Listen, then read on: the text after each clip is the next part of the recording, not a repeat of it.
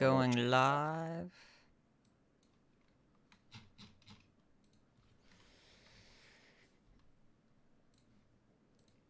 Okay. Nope, there it is. Untitled broadcast. Oh no, that's fixed. Okay.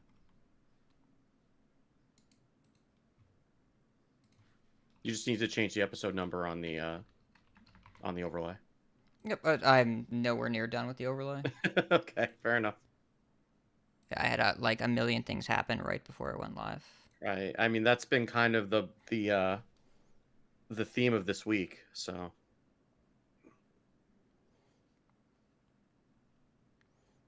Let's see here.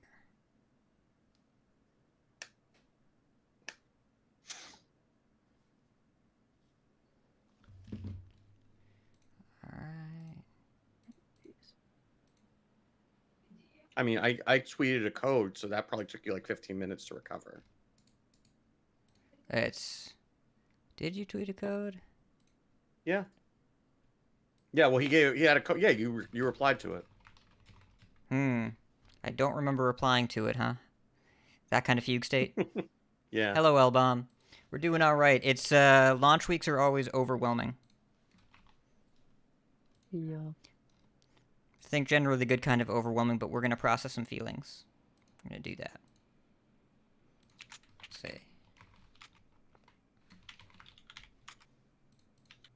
Well, breaking news: No Hands Gamer just posted a non-light show aggro mage.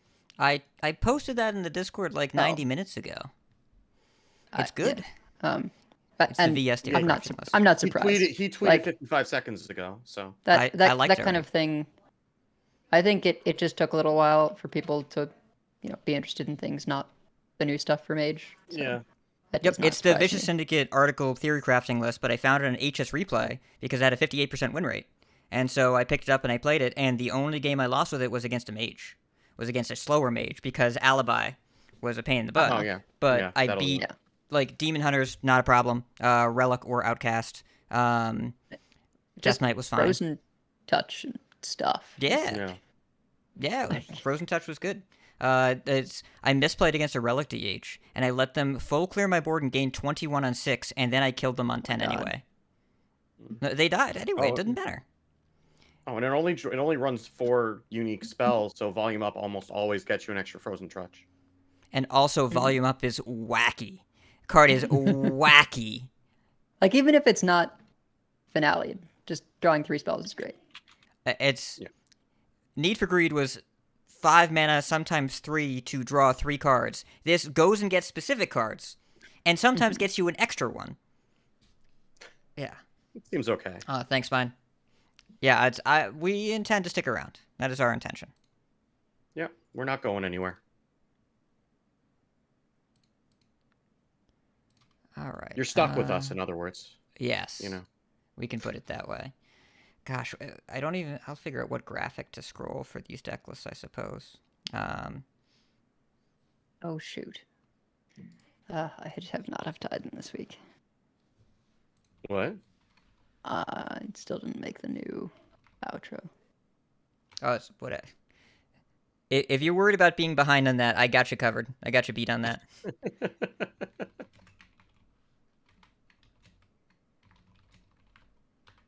I am sorry you were stuck in Midtown.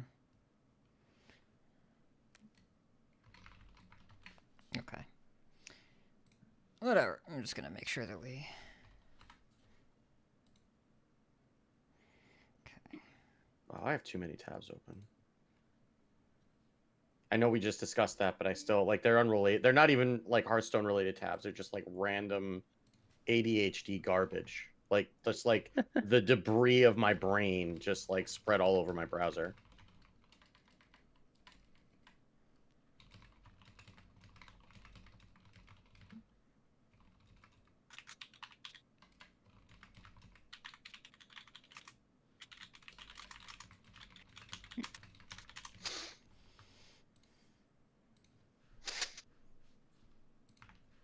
Can't tell if I'm shaking.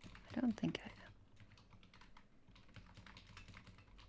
I've had so much caffeine. Just getting prepared for sleep deprivation, or Just building up a tolerance. No, it's less. A couple nights haven't slept as much as I wanted to. Yeah, I feel that. I had trouble in a vendor demo today, so. This whole week's just been running around like, you know, and the whole gluten-free for Passover thing does not suit me. Like, Oh at all. gosh. Mm. Yeah. You've always struck me as pretty pro gluten. Well, I'm just like pro routine, right? Like Mm. I have like the same things that I eat, like especially like when I go to the office. Like Mhm. I take my lunch break. I go walk down to this pizza place that's down the street that actually has good pizza. They got the way you can tell that the pizza place is not going to be trash in Boston is if it has an Italian name. That's how you know the pizza is going to be okay. So I usually walk down there and then I go down to the boba place that's right next door and then I walk back and pizza's not going to work. So like I went to the burger place instead and they're like, and because they supposedly have gluten-free buns, but they were out of them. So they're like, well, we give it to you on a bed of lettuce. Like, fine, whatever. So they like have like a whole salad like underneath the burger. So I'm trying to cut the thing and it's like cutting through quicksand. and it just like it was not what my body was ready for and just kind of like threw me off for the whole day. I still got the boba. The boba was still good. So I don't know if there's gluten in the boba, but I don't really care. I don't think there's any bread in your drink. I don't think there's gluten in tapioca, but I don't even know what the hell tapioca really is. So, you know. That is a good point. Does anyone in the chat know what tapioca is? I just know that it's a thing, but I have like no idea like what tapioca actually like. It could be like fish eggs, and I wouldn't know, right? It's not fish eggs. It's I not. know it's not fish eggs. You would. It's Steve. I feel real. You would figure that out. You would know. If you were like, there's no ambiguity around fish eggs. They either are or they are not. I was pretty sure it was a starch, but I wasn't positive. Yeah, it is a starch. It's from cassava root. Yeah, so it's gluten free. So fine. So, yeah. Good stuff. So at least I had my boba, and that was enough to get me through. Yeah, gelatin would have been my guess. So a different word that starts with G and ends with tin. I'm on the progressive end of gelatin not being a problem. Mm-hmm. Yeah. I know that's a controversial thing, but I don't keep strict kosher anyway, so I mainly just stick to the. I guess gelatin could be a problem because I mainly just stick to the kosher animals, but I don't care if they're actually like, slaughtered kosherly or whatever, and I don't care about mixing meat and milk. So it's gonna be interesting what I end up doing or not doing once the child can ask questions. Like that would be the point when I would maybe have to start keeping kosher. You would think, but that's not been the way that it's rolled in my house. So Well, but if Rachel was like, "Hey, I want us to be a united front on this," then then you just go get food out like my dad did when. No, this is not about kosher. This is the rule of marriage that will make your life easier. Just do what your wife says, and it's fine. Yeah, that is also just do what your wife says. That's happy wife, happy life. But I am also the wife. So this gets complicated. I haven't figured out the meta dynamics there. I'm not sure. I am mom. Rachel is Ema. It's gonna be. Oh, that's actually a pretty good way to handle that situation. That's good. Are either of you a control deck? You don't have to answer that.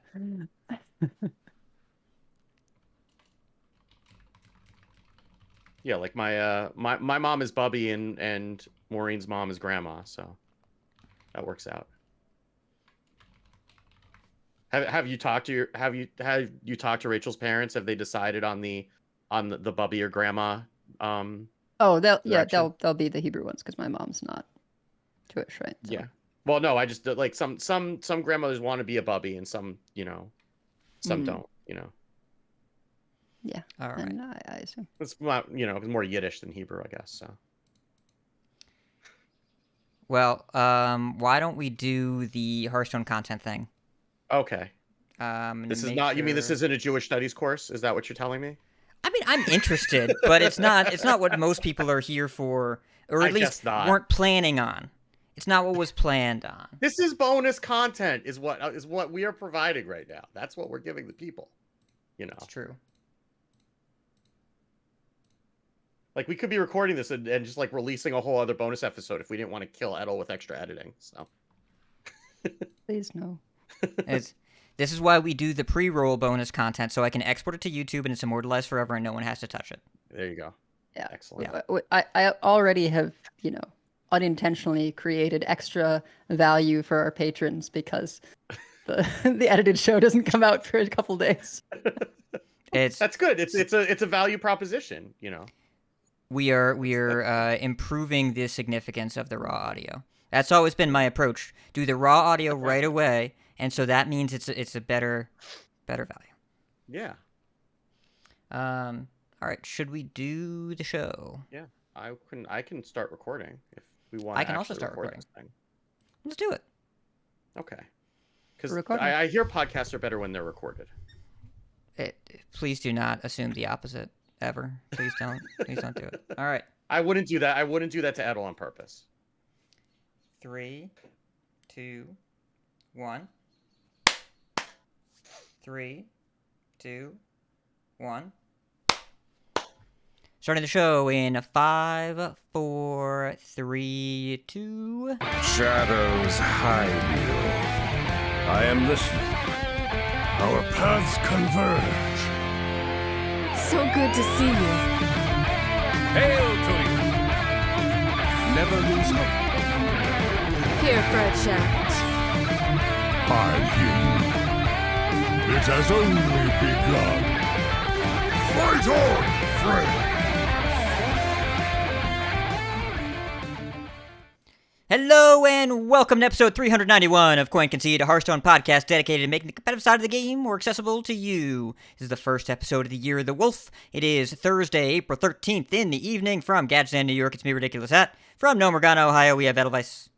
Hello. And from Northern Massachusetts, we have Good. Hi.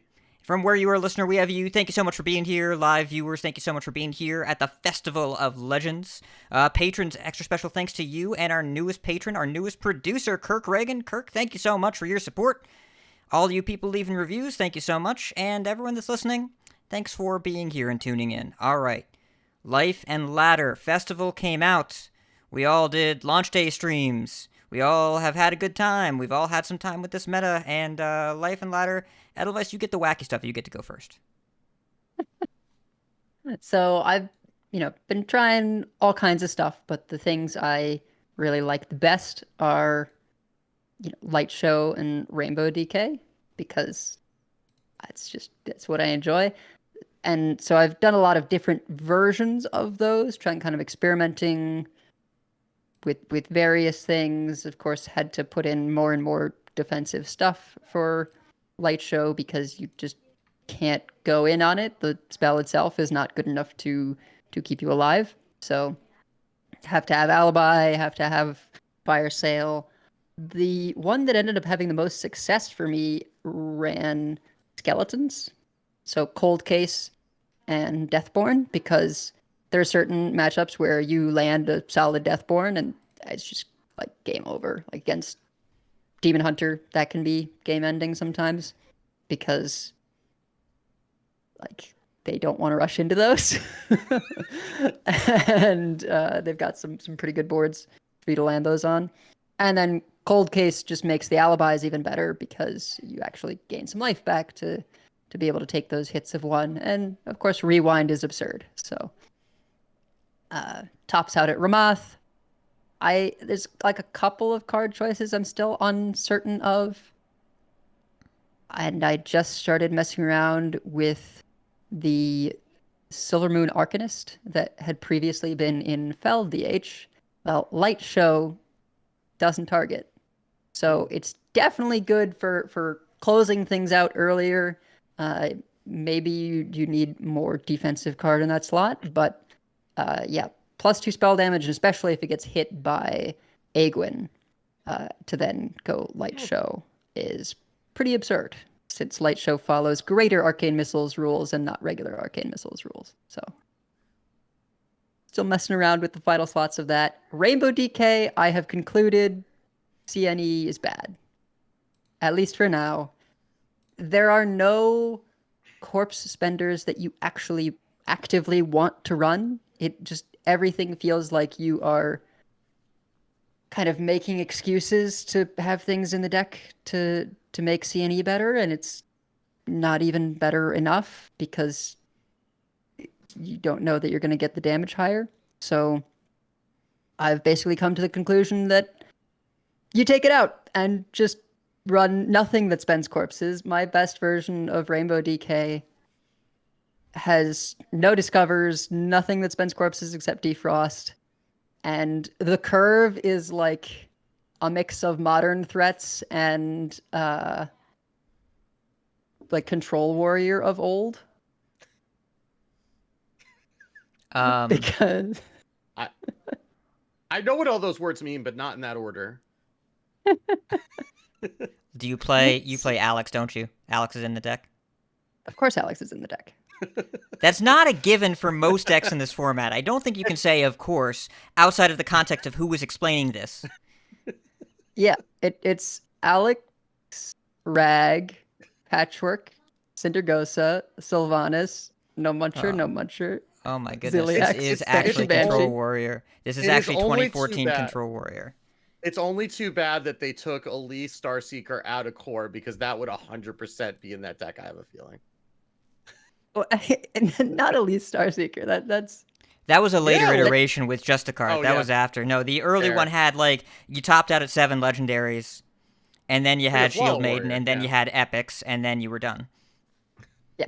So that was a really well-performing version because it's just so many things that do damage. I ran into a Control Priest, and they didn't hit Svalna, which was important, but I just kept running them out of stuff, and then they like couldn't deal with Rag for multiple turns. And I was down to my last card. Like they finally cleared, and I think put out a well played because I didn't think I had anything left, and then I Alexed them and they died because they couldn't heal in the same turn as they cleared. I don't want to go back to my home dimension. I want to go to this one. I want It's like just Boston. sequential 8 damage missiles over a lot of turns. Enough. Okay. And against aggressive stuff, like you've got, your other You play No powerful Muncher. tools in No Muncher and Banshee and Plague Strike. Plague Strike is so good. I also have double copy of the Consecrate Draw card, which is relevant with the number of tokeny things out there right now. Remorseless Winter. Yeah. So it's full of great synergies, and it is in some ways a little less flexible than my old version because it runs no discovers, which is like unheard of in DK right now, but I kind of dig it. Yeah. Huh. I mean, imagine like winning with the cards in your deck. Like it's a novel concept. Yeah, I know, right? It was so weird.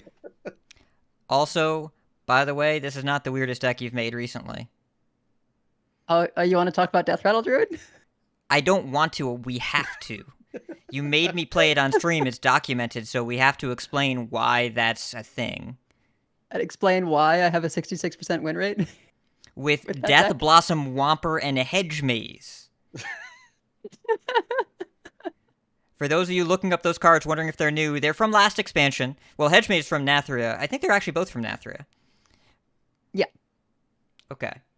Go. Just go. I'm not going to prompt you again. Yeah, I don't typically like Druid, but I do like Death Rattle things, and Hedge Maze has not gotten used very much. So it's like early end is ramp and attack things. Rake, of course, is great. I've got Harmonic Mood to sometimes go with Rake. Wild Growth, Widowbloom, Seedsman, but sometimes like you just land a Summer Flower Child, either coined out or innervated out, and it reduces a Death Blossom Whomper, and you play that and use Hedge Maze on it, and go nuts. And the hits are Underking, Cecily, Invincible, Flesh Behemoth is really the main one that you want to hit early, but Of course. It's kind of nuts. Usually it's like ramp to 8 mana and then go Anubricon stuff. But Flesh Behemoth gets to pull. Well, sometimes it finds you Anubricon. Sometimes it hits Invincible. It hits Underking. I get to run Kolak, which is fun. Thaddeus is in the deck. Like, Why not? I don't. I can think of a lot of reasons. I did refine it down like a little bit from something, but I sort of hit this current list and it just kind of works in a really weird way because you just make a bunch of taunts and gain a bunch of armor against things where you need to be defensive, and then other times people can't clear a big board and you just get multiple invincible procs and they die. Or they just lose a whole turn from having to read all the cards that you've played that they've never seen before all at once. Right. Yeah. But like you stick a few big things and they're like, well, I'm just barely alive, and then you go invincible and maze the invincible and they take an extra 10. I had a fantastic game with this deck, if you want to describe at all. Your sheer confusion, skepticism into. Can you remind me what happened? I was busy processing how my deck was functioning. You were there as an observer. You probably remember it better than I do. It was like 3:30 in the morning. I don't remember. Oh, so this was right before you were so tired and delusional that you played Control Priest? Chat asked me. You're you do everything Chat asked you to do. You're Cecily Drew Widowbloom Seedsman, and you won that game. That's right. I remember complaining about that and then somehow it not mattering. I remember that. Yeah. And I don't even think that game was close. I don't know. It's we have the deck is available. We'll put the code in the show notes. You probably shouldn't play it, but you can. Steve, talk to us about things that are slightly closer to reality. Yeah. Well, before I go into that, I will point out that Ike did post a Druid list that sounds remarkably close to this today.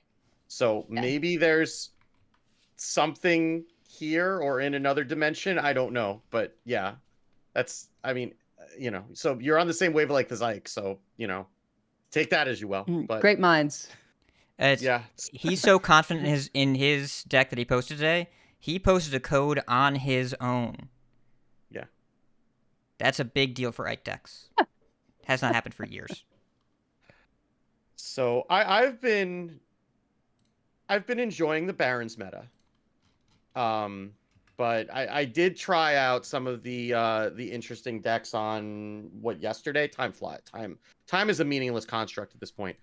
I spent the early part of the day yesterday playing KC's Relic Demon Hunter, which is very good. There was one game where I was playing against a Blood DK who was at 45 life and had a Gnome Muncher on board, and they died that turn.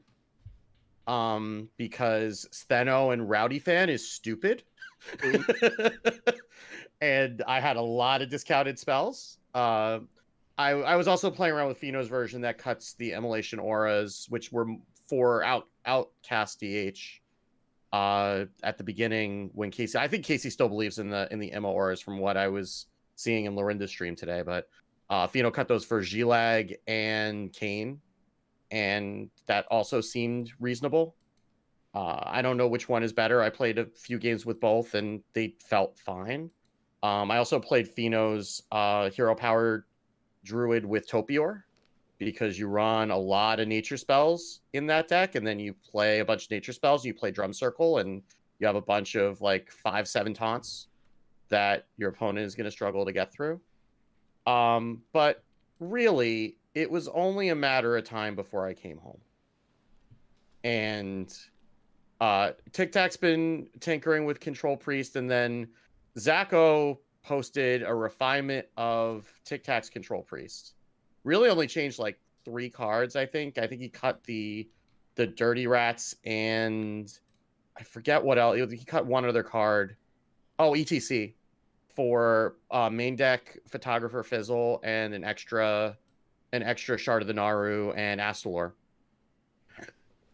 Control Priest is very, very good right now. Like, and this is not just me saying it, like objectively, but it is very good, and it beats up on Blood Death Knight, which has kind of been the terror of the last day because it could just outvalue it. I had a game against a hunter this morning where I pulled Faithful Companions from an identity theft. So Faithful Companions is the 7-mana spell that summons a beast from your deck, and in with Mana Thirst 10, you get summon a copy of it.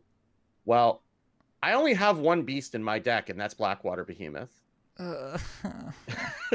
So I played that, and then I had enough mana left over to power chord synchronize it, but they conceded before they let that happen. So I didn't get to do that. I was a little bit sad.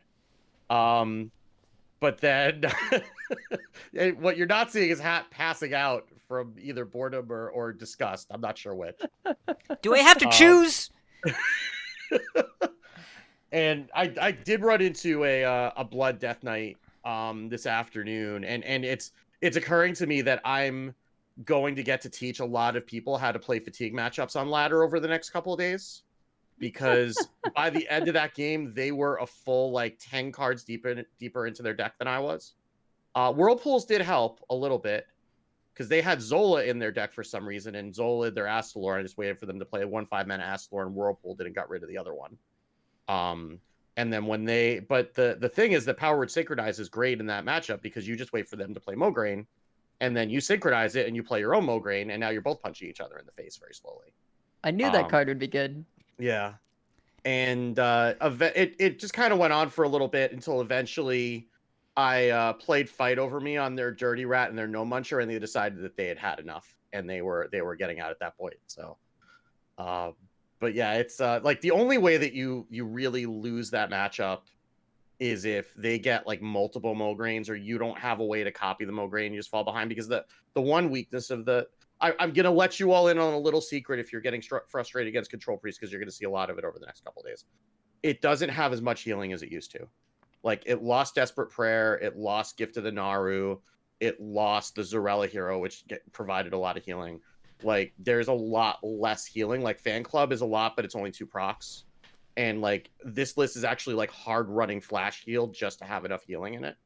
So you can, like, work them down and get them to a point where they have to choose between healing and clearing the board, and then either way you end up winning. But yeah, when that Blood DK spent the first 4 or 5 turns pressing the hero power, and I was also pressing the hero power, but I'm okay with that. They weren't developing anything, then I was perfectly okay with that. And but yeah, if you're in a control mirror, it's okay to draw, but like be aware of like how many cards are in each deck, and don't like go too far in, because fatigue will be an issue at some point. But yeah, I'm loving playing this Control Priest. I mean, not that I wasn't playing Control Priest before the rotation, but I'm glad that it's still viable. I'm glad that I get to beat up on the Blood Death Knights, and as long as the Paladins don't go too ham with the Divine Shields, or get Voon to copy both Mograine and Glug like one did to me this evening. I've seen that kind of thing happen before. It's unpleasant. The number it was a lot. Free legendaries that can get copied by Voon is a little spooky. Yeah, it was a lot. So that one I didn't win, but it's been good. I'm still trying stuff out as it goes. But I mean, if I could just sit around and play Control Priest. The only downside to it is that I haven't been able to play as much because I need to budget at least 20 minutes to be able to fit in a game, and that's not always something that I can fit in. So that's the one downside to it. But I'll that's a price I'm willing to pay. It's fine. All right. Well, listeners, for anyone that's still here, I've been playing too. And I have tried, I think, actually everything, or at least most things. And yes, for better or worse, that does include Control Priest. Did my opening night stream as usual. I think I only had 22 decks in that, 23 in the Theory Crafting. There's some overlap, but I got to try a bunch of stuff. I got Legend with Tony Jailer Druid.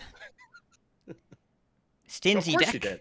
Yes. Because what you do, there are many options available to you. Most of them involve either giant Zoc swing turn, or the full Wombo combo, where you Enubercon, you Tony to swap the decks as your first minion, you Jailer to delete their deck as the second minion, and then you Starfish to turn off your Tony and give the empty deck back.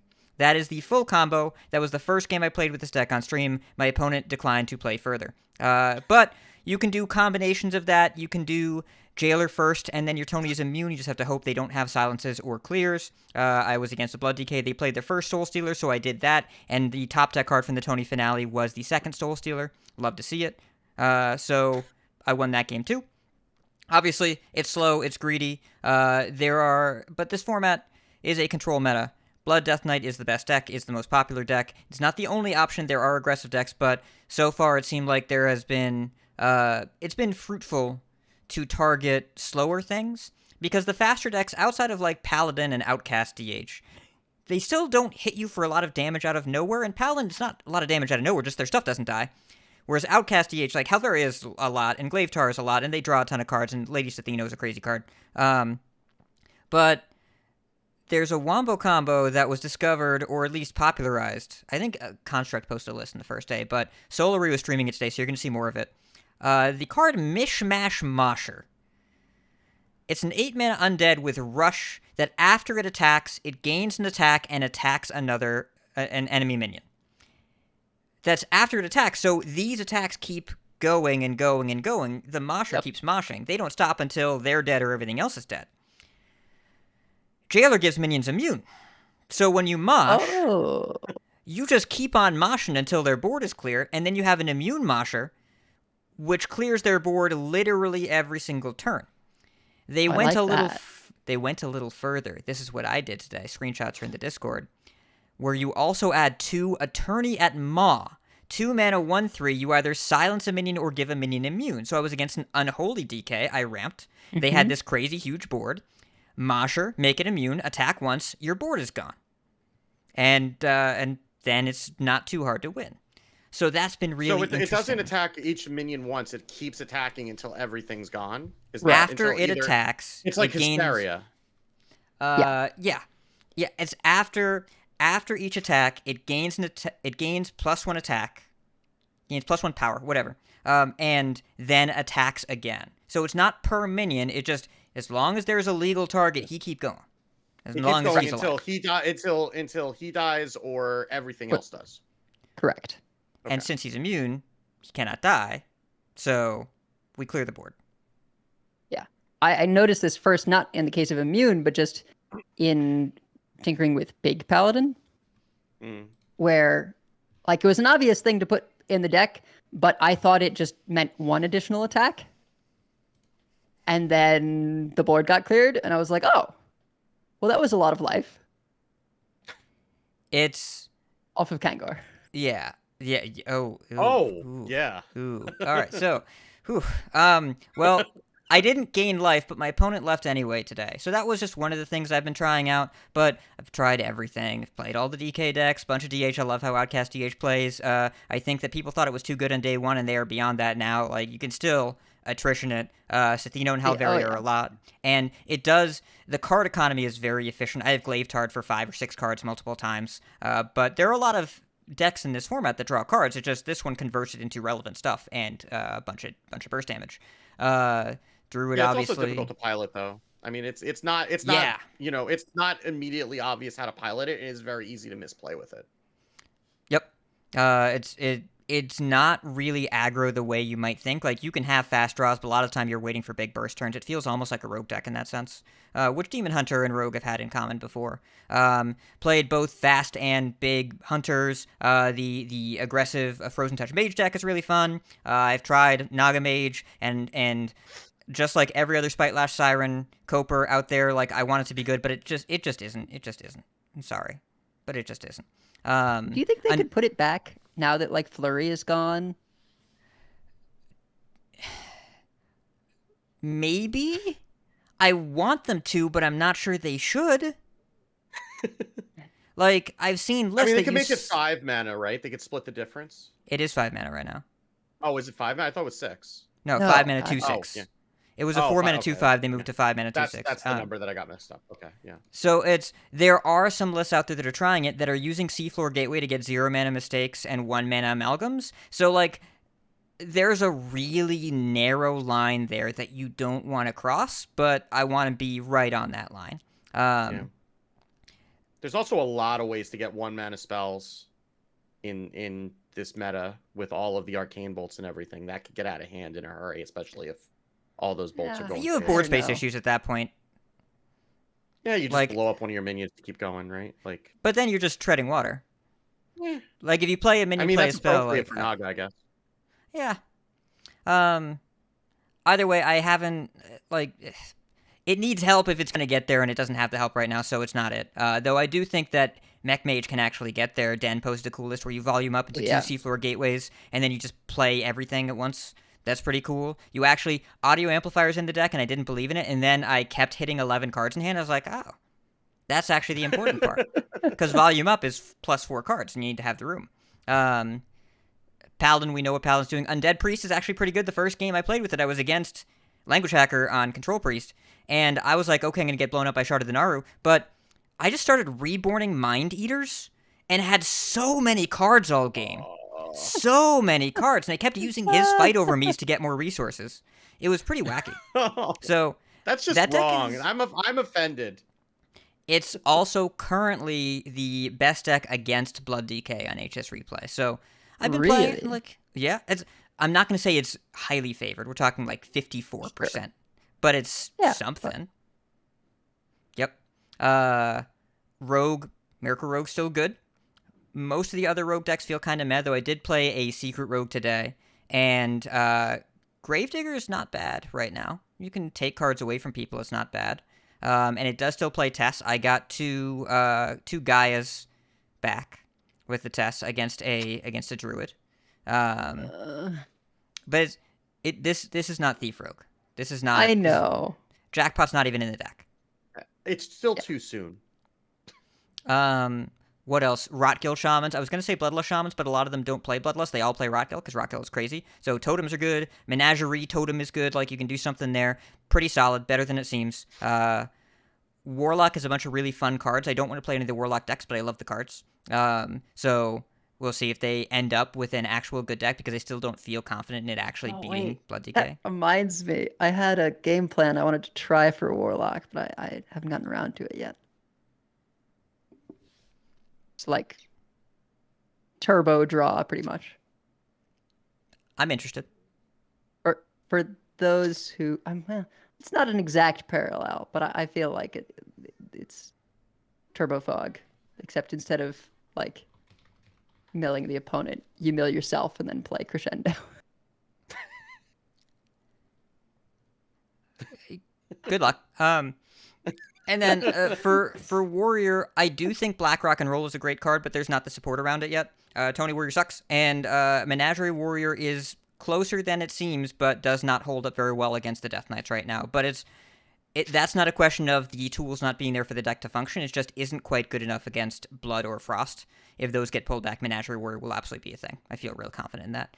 Geminator posted a list that's been very good for me, that it just has a ton of value. And really, when you talk about this meta, like we're already doing and going to do all episode, if you think back to Voyage, where Amalgam of the Deep is one of the better cards, you have the mech decks that keep discovering to keep up with the control strategies. Discover value is really, really strong right now.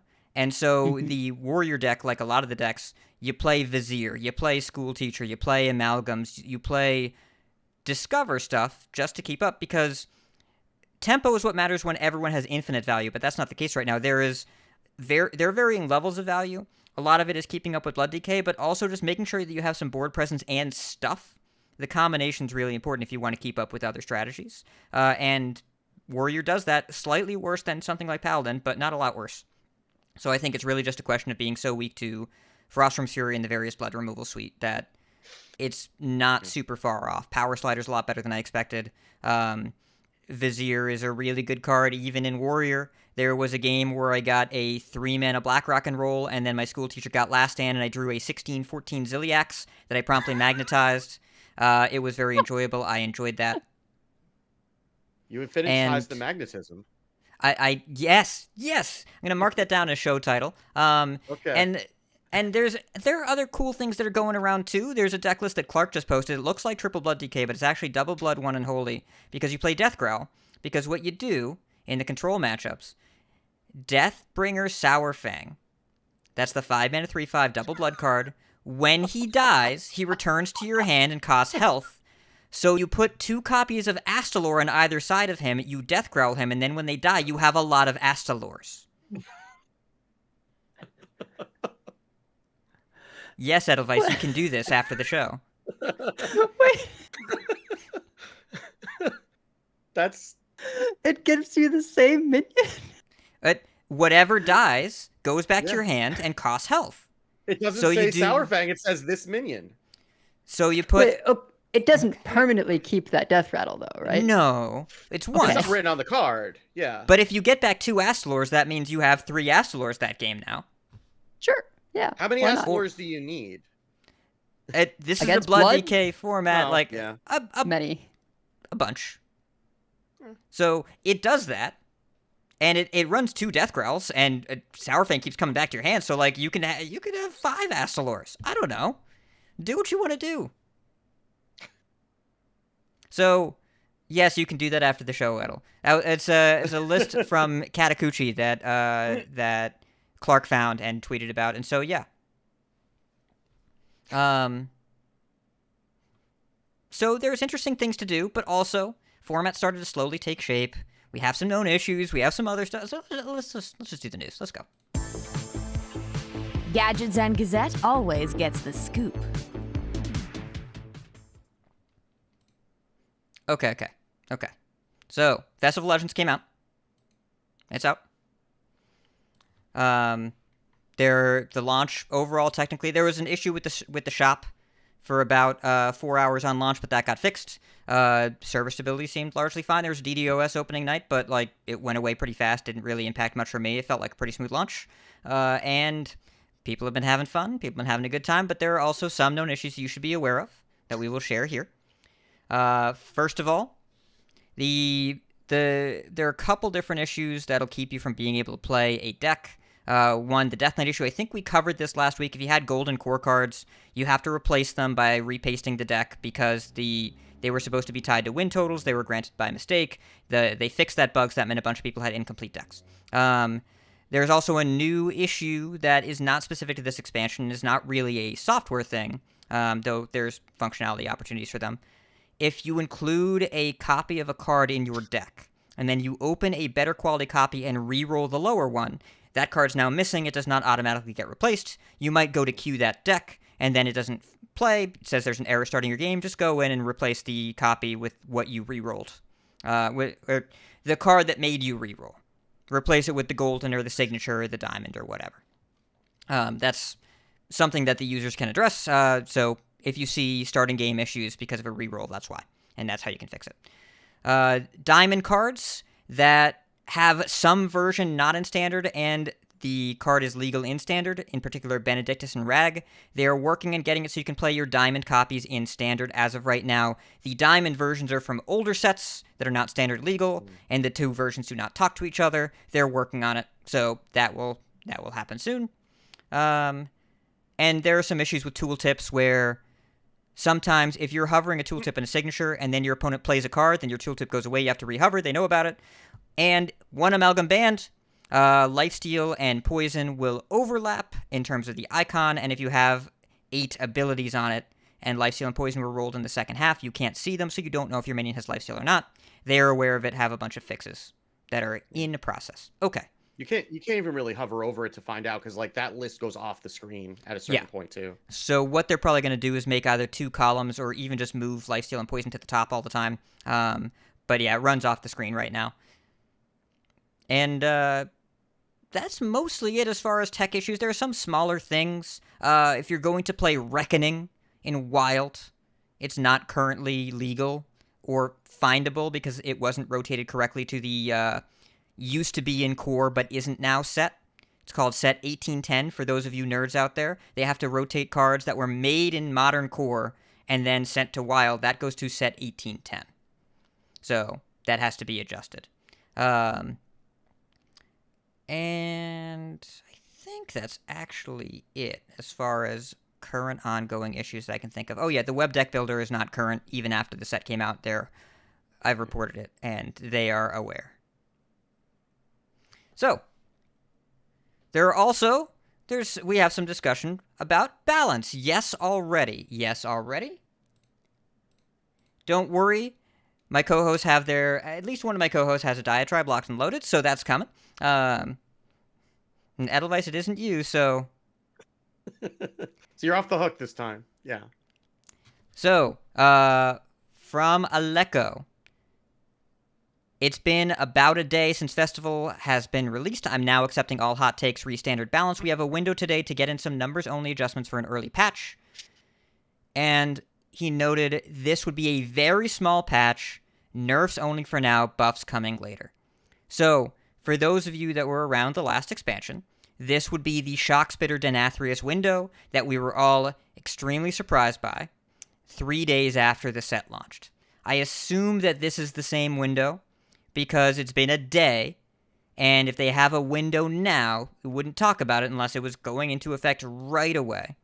So this would be a very, very small adjustment. Think 2, maybe 3 cards, some kind of number adjustment only. No chance for localization, no chance for text box changes, maybe a number 2. So, question, do we need this? Kinda. I mean, so let's give a little bit of context. The Masters Tour is the weekend of the 22nd, right? So if they're going to make any changes because of competitive balance potentially in the Masters Tour, that's when they need to do it, like they had to with Shockspitter and Denathrius ahead of, was that Worlds, or wasn't Worlds? That was Fall Champs, right? Denathrius was Worlds. That was Worlds, yeah. It was December, yeah. Yeah. So like that's why because they would need to do that by like Monday or Tuesday to give the players time to practice with them. One could ask why this is the one in April and Battlegrounds is the one in May instead of the other way around, knowing what the timelines were, but that's a different discussion for a different day. I can tell you why. It's to line up with product releases. Well, yes, but also if the product releases end up having to do a rushed balance patch, anyway, we don't need to get into that.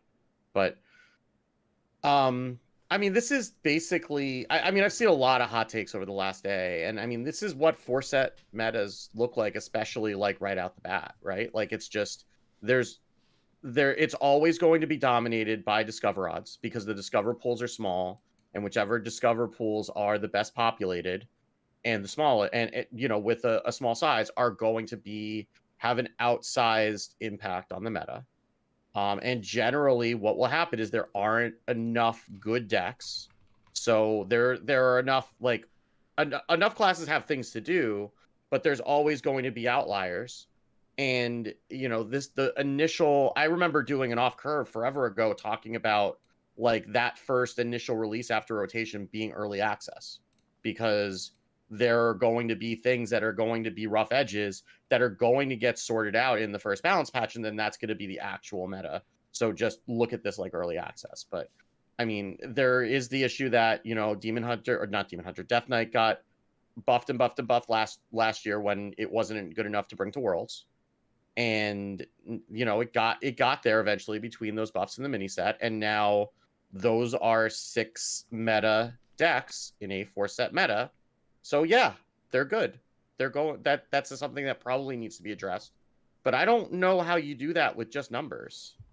Like there are some things you can shave, but I don't think they're without like doing a lot of those types of things, and they're going to be doing changes to like 2 or 3 cards at most. I don't know that there are necessarily that many numbers that you can shave off. Like you can look at the triple rune cards maybe, but like even then, I don't know that that's gonna like all of a sudden bring those Death Knight decks back down to earth, where they're going to be on par with the rest of the 4-set meta decks. Yeah, I wouldn't expect like a flood of numbers changes, right? No, 2 or 3. Yeah. Yeah. So with limited stuff, I honestly think, I don't know if this is how they would do it, but if you put like the Quillbore 2/3 attack that would be a nerf to Demon Hunter in terms of the from hand damage. Oh, Rowdy Fan, you mean? Yeah. Yeah. Because if you reduce the amount of attack that it gives to Sethino, that reduces damage for both the Relic DH and the Outcast DH. Because the Outcast DH, what I find is like their plan B, if you remove all the boards, is, well, I drew my whole deck, so I Sethino, Rowdy Fan, and, Predation, play the 0 mana, shuffle into your deck and gain attack. And the burst from just that is pretty substantial. So even though it seems weird to hit like a neutral card to nerf Demon Hunter, I feel like that would be something that would significantly impact both of those decks. Blood, I mean, I would not be surprised to see Screaming Banshee to go to 5 health or something. I don't even know if that's enough, but Is that even the so problem? I gross. mean, it's a good card, but is that even the thing that's making Like, it if it doesn't oppressive get a right now? numbers change, I feel like they're going to do something else to it on the next batch. Well, yeah. Card's wacky. Like, there have been so many times when that card has also been involved in 15 to 20 power board swings, where it gets played the turn after a no muncher and or gets played with a Vampiric Blood. It's just so many numbers. Yeah. I basically was like, maybe I have to run Death Strike in Rainbow because it's just so good with Banshee. Even though that's like a turn 9 play, like the amount of synergies that you can build up. Some of them I don't even know if the interactions are working properly. Like Blood Boil, instead of giving you 2/2s, it just adds it all up and gives you one big minion, which in that case is better. It's weird. It's worse for the weapon, which Yeah. you would want the individual ticks. I have no idea how that's supposed to work. But it's all at once for both the weapon and Banshee, but then Vampiric Blood is 2 changes for both. Right. So I don't know what the specific reasoning is there. I'm sure there is some, Well- but it feels weird. I mean, I think it's because like Blood Boil, that all that damage resolves simultaneously. Like you see the animations one at a time, but I think all that damage resolves simultaneously. Whereas Vampiric Blood specifically says gain 5, then gain 5 again. Right. Yeah, I guess that makes sense to me. It's sort of the animations trick you into thinking that it's like separate trigger, separate trigger, separate trigger. Right. But it's basically the only reason it takes a while is because of it doing the lifesteal thing. When in Right. actuality it's all at once and then it just adds up the life. I get it. Yeah. So, spoilers. The person with the tirade was me. It was me all along. Call was coming from inside the house. So, all right. Early meta. First of all, day 1 Outcast DH was too good. That's we're done with that now, largely, for the most part. Remember that rotation is very difficult to adapt to, and this is like 2 sets at once because core was a really, really big deal. And the decks that performed the best at the beginning of the format are the ones that were figured out last expansion. And that means currently that is the Death Knight decks. There is very little else that was really refined last expansion that got to stay completely whole, that also makes sense to play. So the Death Knight decks are overperforming because they did not need new cards. They got a couple, and they're good, but none of them needed new cards. They're doing really, really well, and they're very efficient decks that, like you both mentioned, were made better at the end of a larger format and then coasted through to a smaller one. But you can still have competitive games against them. Just really what is different is what's missing in the format to challenge them. Bran was holding Blood DK back. Guff was holding Blood DK back. I'm going to counter a little bit because I think Banshee kind of single-handedly has made Blood DK kill you now. Sure. And that was something that it was like not as much doing. And it still is very focused on survivability and depending on builds more or fewer threats. But just the ability of Blood DK now to, instead of just clearing, but have swings with Screaming Banshee, and if you don't deal with it, they just get a bunch of stuff. That has single-handedly had a massive influence. Yeah. Don't get This me is wrong, also why card's Priest- wacky. This is also why Priest is so good against it, because if you never hit their face, then they Right. never get any Yeah, minions yeah. out of it. I'm Like, not that's even being. I mean, I'm being a No, I little bit know. glib, but I'm being serious too. Like it's, yeah, But it's not good. there's still it's not vampiric good in blood. control mirrors. Yeah, yeah. I hate it, but you're right. Anyways, but that's what's going on now. And also, please keep in mind that if you take the current sentiment about DK right now, and you go back to Voyage and you replace it with the sentiment around Druid, it's pretty similar. A powerful late game strategy that had a very narrow window to get under it that felt too small, a ton of life gain, big swing turns, and then game ending crushing value. Sounds familiar, should be pretty similar. Now, they did change that deck 2 weeks in. I imagine that Death Knight in general will get nudged 2 weeks in. I don't know if we need to move faster. I'm worried about moving too fast being kind of problematic, because we have had a lot of really fast nerf patches over the past year, and most of them made things worse, not better. If you nerf Blood, but you don't nerf Frost, Frost's only current bad matchup is Blood. You have to hit both. If you hit both, what pops out? The top decks right now, well, top classes, Demon Hunters 2 decks, Pure Paladin, and then three DK decks. If I were choosing what to look at, I would probably hit things too hard, which is why I don't work in the balance team. If I were picking three today, it would be Nerubian Vizier to either add a mana or reduce by 1, because I'm tired of that card. And that's in Relic DH as well as the other decks. Yeah, I mean, that's even the school make it teacher custom. from last year problem, right? Like, it's just going to be in everything. And it's really, really good in Death Knight, which just got Tour Guide as well to activate it whenever they want. And it is disproportionately represented in Death Knight and right now slower Demon Hunter. Vampiric Blood to 4, because it needs to not be in the school teacher pool, and it needs to not be so easy to combo with Banshee. And then, because you have to hit Frost, I would move Fury to 8, because an extra turn there makes a big difference. But these are 3 changes that I think would have really substantial impacts on the format, and I'm not sure what we would end up with, right? Are the Death Knight decks holding back something else? Maybe, maybe not, I'm not sure. If I was picking a 4th option, it would be Lady Sathino. She could get an extra mana, and Relic Demon Hunter wouldn't even matter some games, but even then, it needs to be a little slower. And Sathino is the thing that kills people. I know people talking about Rowdy Fan. Don't punish aggressive decks when right now they're struggling so hard by taking away a good aggressive tool. Take away the OTK card if you don't want people dying out of nowhere. With that being said, I don't know if we need this stuff yet. I want to see things develop, because we have Death Growling your Deathbringer Sourfang, and Eterniate Maw your Mishmash Mosher.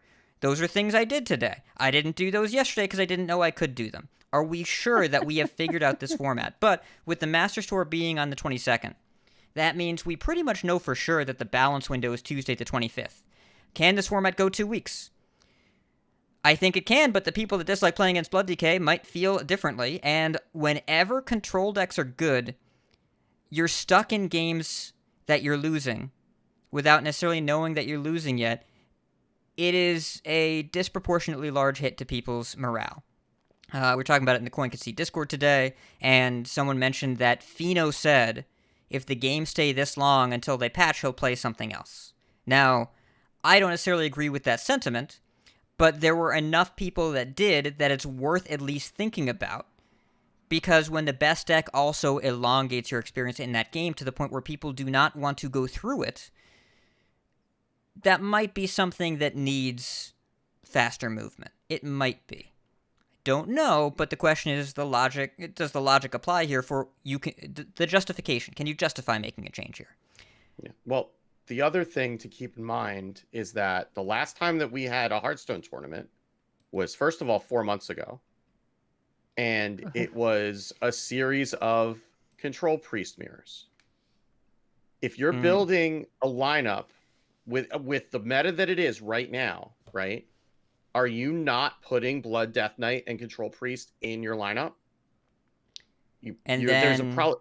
And then that means that you can only ban one of those, right? Which means we're going to have a lot of 30, 45-minute games.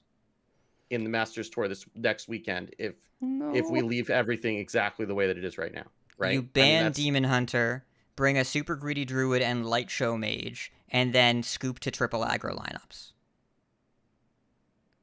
Yikes. so we may not need this balance patch, but the tournament meta might. So what you're saying is I need this balance patch. Ugh. It remains to be seen. Like, this meta does not have substantial balance outliers to the point that basically any set in the past year has. Things are overall within the realm of balance, especially as we've seen in other formats. Things have been way worse than this recently. If this took them 2 more weeks, we would manage. It would be all right. There are things to do, things to explore, things to try. It's a new rotation. But if they have the chance, do they nudge a couple cards? I don't know. I could see it. There's also, it's worth noting, Aleko said we're not touching Wild until next patch. And he got a lot of replies saying just ban Twig.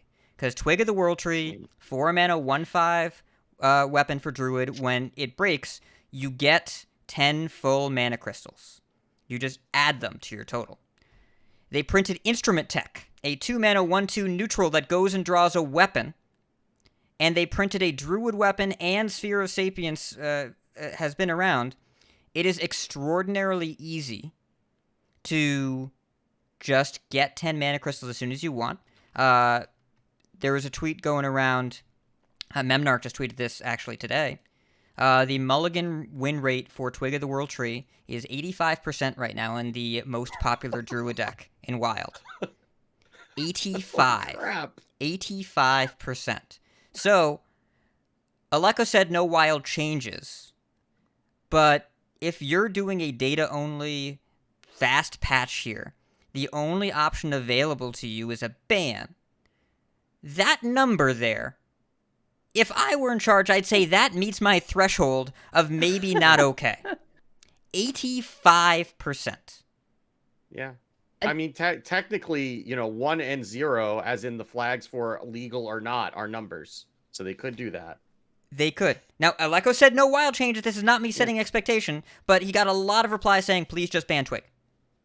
Yeah.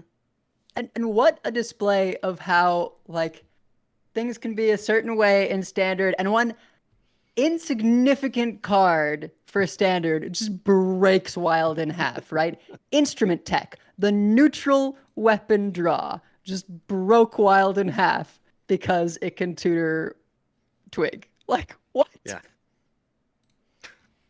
It's a non-rotating format.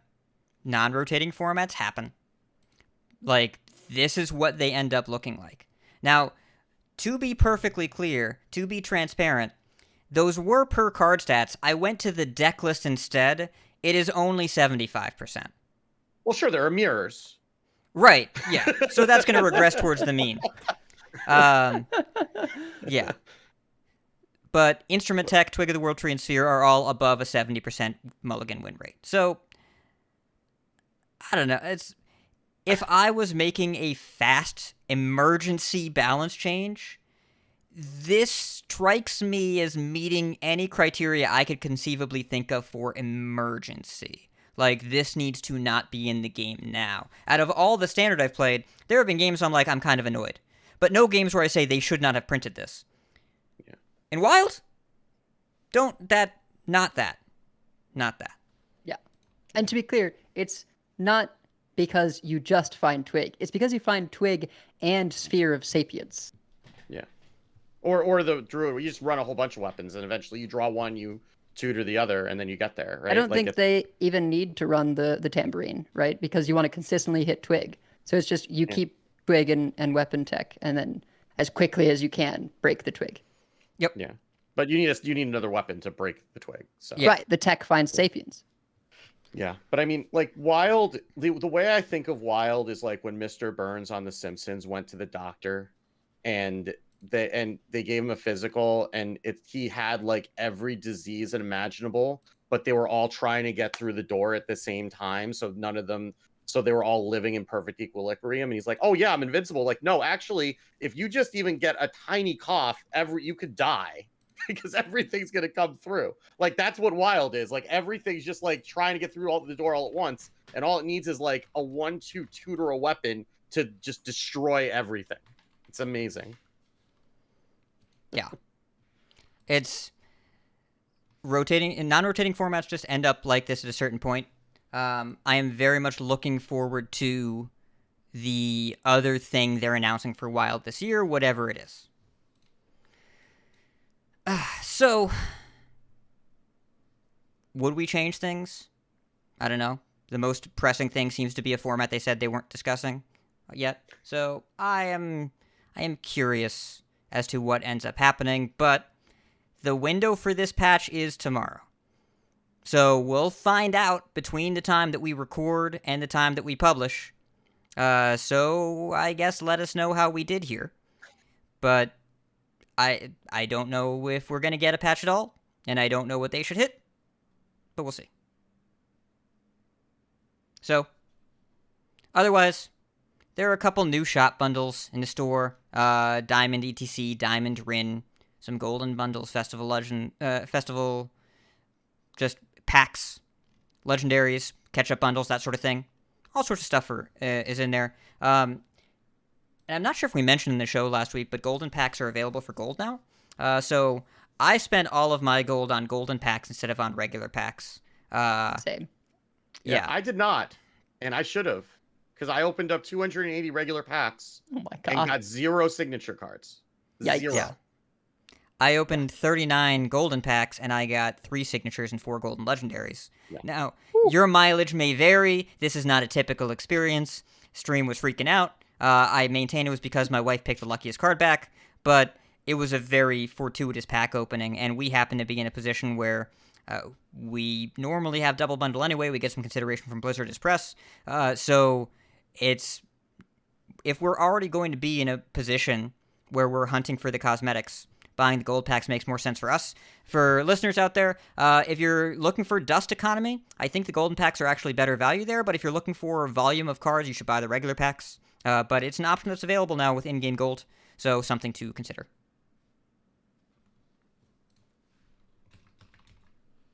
All right. And, well, this last piece of news, gosh, I guess I should bring this up, huh? Probably. The Angry Chicken is going to be winding down. Our last episode of that show that I'm also on is next week, next Wednesday. Simply put, real life is a lot. Joss is doing literally everything with her whole life. And moving, kid, everything. It's gotten to the point where we realize, hey, we're not going to be able to give this project the full focus it deserves. Let's call it. So we're calling it. Yeah, that show it's been 10 years, been going a long time, but this was the right time to do it. So we're going to have one final episode next week, Wednesday night, 8 o'clock Eastern, over at twitch.tv/JossPlays. If anyone listens to that show or used to listen, we'd love to have you over there. Garrett's going to come back. We're going to hang out and reminisce. And there will probably be crying. Like, that's just a thing that's probably going to happen. I don't think there's any probably about it. Like, I might not cry. I don't know. yeah. But Yeah, we'll see. I mean, there might one be of the- crying in the audience for that one. So Yeah. Yeah. It's one of the first Hearthstone podcasts, and it's been around forever. It's like it's, 10 years is a very long time. So it's awesome that, it's been running so long. I don't feel like it captured, a certain part of the audience that I'm not sure where they go now. Yeah, and I mean with the mostly the original cast too. I mean this Yeah. show's been going for almost that long, but I mean there's been full cast turnover of this show several times. The Thesis' podcast over here. Yeah. Yes. So Can we I be mean, Asterius' podcast? That guy's a jerk. Okay, fair enough. You could be Cerberus's podcast. He's a good boy. Good boy. Yes. But I mean, like that, like that podcast was like my entry into the Hearthstone community. Like I remember listening and having like no idea who Frodan was when they had him on the show, right? Yeah.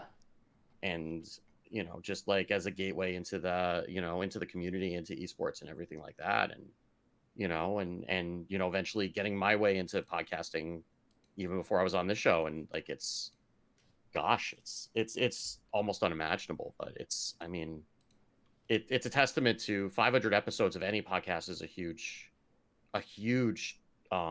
achievement. And, you know, I mean, you know, life does get in the way, and, you know, nothing's forever. Yeah, But we were lucky to have it while we did. It was the first Hearthstone podcast I listened to, and then I got to end up on the show, which was really surreal. I believe it is the show that has inspired many, many people that currently are in the scene to do podcasting. Yep. You know, there's this tweet from Paleo Daniel on Twitter. Started listening to Angry Chicken when I was bored, hand washing baby bottles, and now he's 10. Like, Wow. crazy. So we're going to try and give it the send-off it deserves. I was honored to be a part of it, but it's, you know, time to see what's next. So consider this an early coin concede to my co-hosts over there, to Joss, to Garrett, who left relatively recently. Been a hell of a ride, and next week is going to be, there are going to be some feelings. Yeah, I can imagine so. We'll figure it out. And that's going to be it for the news. So we're going to talk about tournaments briefly here, and then we will jump back to talking about the festival meta, but like slightly differently. Let's go.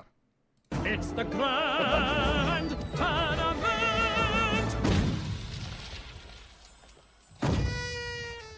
So we do actually have tournament news and imminent tournament news. This weekend will be the Solary Invitational on April 15th and 16th. Feelink, Hunter Ace, Fino, Bunny Hopper, Baby Bear, Pocket Train, and Diz Demon, who was the player who won the qualifiers that were running the last couple of weeks. You will be able to watch it in 3 languages, actually. The 4 languages rather. The French stream will be on the Solary channel. English will be on Fino's channel. He'll be casting with Rekfam. In German will be I am Tan, and then in Spanish, Feelink and Intera will be casting. So you have your choice of streams. There will be drops as well all weekend. So, and we'll get a chance to see what the Conquest meta looks like heading into the Masters Tour next week. So the Solary events are always fun. They have kind of a more informal feel to them a lot of the times than the official Hearthstone esports events. You get to hear the players kind of getting their thoughts in. I mean, Fino's playing, so he's probably going to rotate out to some of the other players to cast, unless Rekfam's going to be, solo casting. So it'll be a fun watch. And I mean, you get packs, so you may as well, tune in. And that's pretty much it for tournament news. So we can just kind of talk about decks for a while. Yeah, I mean, I will say a reminder, there is a Masters Tour in 9 days. Yes. There is a Masters Tour in 9 days, not this weekend, but the next weekend. So it's not particularly well advertised or organized right now. I was watching Banter last night. He does not currently know the start time of the event that starts in 9 days. That he's playing in, by the way. That he is playing in. Yes. And we'll he kind of needs to, depending on when that is, he may need to adjust his sleep schedule accordingly. Don't worry, I have memed on him thoroughly for this already. He said that he was an expert on adjusting his sleep schedule. I said, are you an expert adjusting to a target, or does it just happen naturally? Then I called his Druid deck bait, and he won with Drum Circle, so it was a fascinating experience. Twitch.tv/McBannerface, can't recommend it enough. But yeah, we'll see. We don't know what time it starts. The players don't know what time it starts, but theoretically somebody does, and as soon as we know, we will tell you. It's in 9 days, not this weekend, but the following one. So, yeah. Yeah. All right. Explanations, let's go.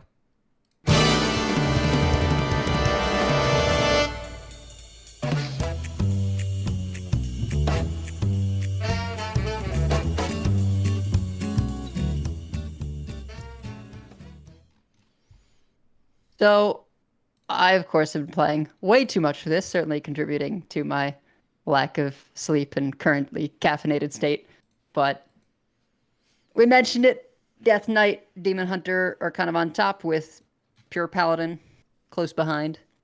There's so much to try, though. Like, if you are outside of those 3 decks, I feel like it is just wide open in terms of the amount of stuff you can do. I mean, like evidenced by the fact that people are still trying things, right? It's been under a week. I always feel like time does a weird dilating during this period, whereas like I've done so many things since Tuesday, I kind of forget that it's only been a little while, right? Like this is the 3rd day. Yeah. How is that possible? That was one of the things that coming up in that balance patch discussion Discord, I had to say repeatedly, it has only been 2 days. We have only had this meta for 2 days. Like nothing is a failed design at this point. Like the one of the things to keep in mind is that decks take time to refine, right? Like they take games, they take losing before somebody wins enough with them to post them on Twitter. And the ones that win very quickly are the ones that get posted very quickly, and then people net deck them. So it takes longer for some of the other decks to come around, and especially when you don't have a solid base to start from, like Relic Demon Hunter, we know it's pretty easy to start with a base because you know what 9 of the 30 cards are going to be. So you just kind of throw those into the deck and then you figure out the rest. It's for something like Hero Power Druid or Light Show Mage that can take longer just because you need to experiment more. And especially as the meta changes, what was starting to work may not work anymore. You may need to go back to the drawing board. Yeah. Remember that in Nathria, we were worried about the number of air quotes packages that they printed. And we were not thrilled about the amount of paint by numbers decks that we got, about things that just you put them all in the deck and you go. And we talked about how they'd done this for a little while. They'd seeded things. Remember, Stormwind Handlock didn't look as good up front because people kept playing Dark Alley Pact, and it turns out you don't play all the cards in the package. And it's fine, and you can build other stuff. Well, this expansion, they pulled way back on the number of cards that work together out of the box, and a lot of them are bad. And by a lot of them, I mean I'm thinking about Light Show right now, loudly enough that you probably heard me. But there are others, but I'm mostly thinking Light Show. But Light Show is barely even a package, right? Like it is a strategy that I think you should not go all in on as your only thing, because I mean that's the whole reason I put skeletons in mine, right? Is you can get copies of whatever you want. But like Rewind and Volume Up are just crazy cards, regardless of what you're playing them with. Yeah. Yeah, and even if like we go back to like Aggro Mage last expansion, right? Like when we had like Vexillus, right? And the card that discounts your arcane cards. And it turns out like you just don't need those. You just play Frozen Touches and Skeletons and just throw things at your opponent, right? So like but those things take time. We're only 2 days in, so we're looking at what we know, and what we know is a lot of them are decks that were already like halfway there to begin with. They lost some cards, like you think about Pure Paladin, you think about Relic Demon Hunter, certainly both of the deck, really all 3 of the Death Knight decks aside from Rainbow, that were kind of already built, and you just had to change out a couple of cards and put in some new stuff and figure out what works. The stuff like the fancy stuff that we got in the new set that you have to build a whole deck around, that'll take a little longer. Mage is just the perfect example of how you can have a bunch of different packages and they just all come together. Like the Aggro Mage that is just Frozen Touch Mage. It's just Frozen Touch and all these minions that kind of work out great. You know, you've got some minions that give you Arcane Bolts. You got some minions that give you spell damage. It just works.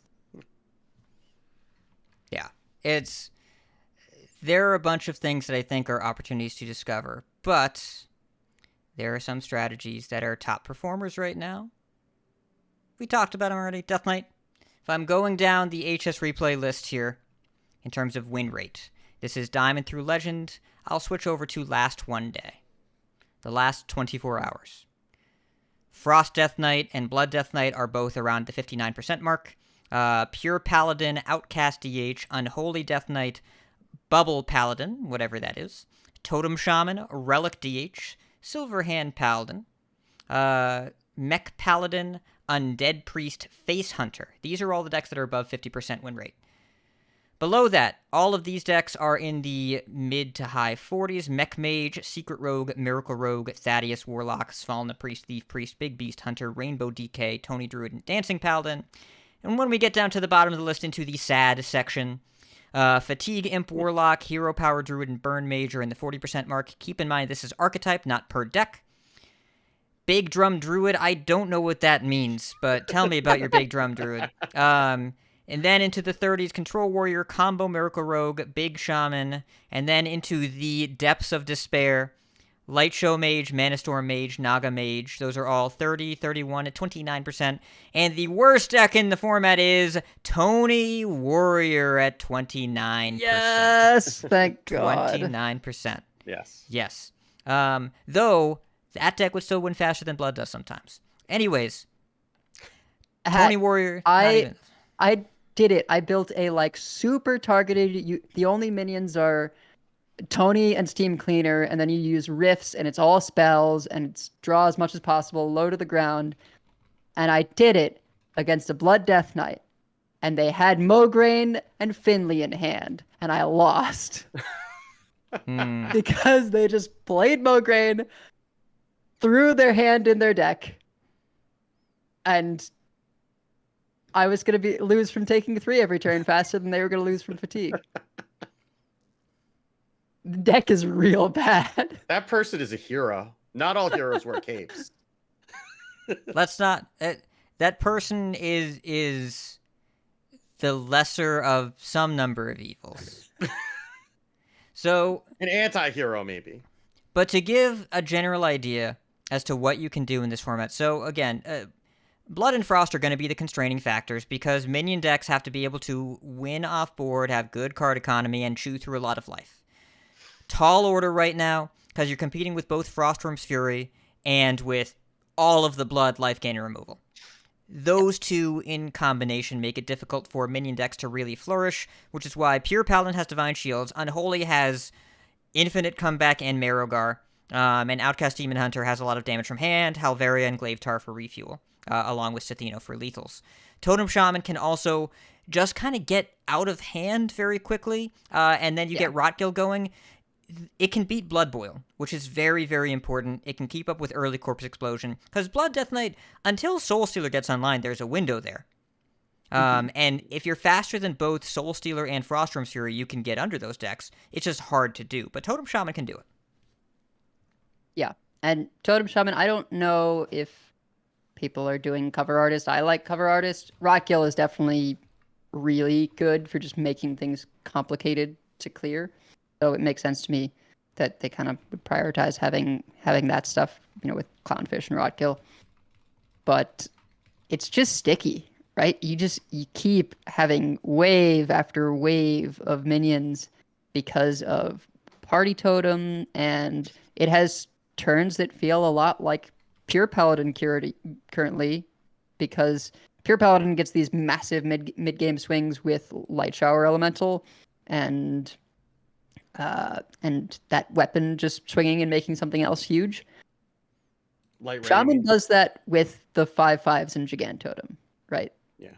Like Thing from Below, I think is a big part of why that deck is nuts, and you can accelerate things so quickly if you have, Carving Chisel. Is that what it's called? Yeah, that's what it is. Yeah. And the Infuse spell, where it summons all 4 totems. Because, you do that, and it discounts your Gigantotems and your Thing from Below by 4. Like, they become free so fast. And now you just have huge stats. Yeah, I always forget about Gigantotem. Like, I'm like, okay, I can deal with the rest of this. I got an Infuse Clean the Scene or something like that, something else like that. And oh yeah, well, there's an 8/8. Oh, right, they play that. Yep.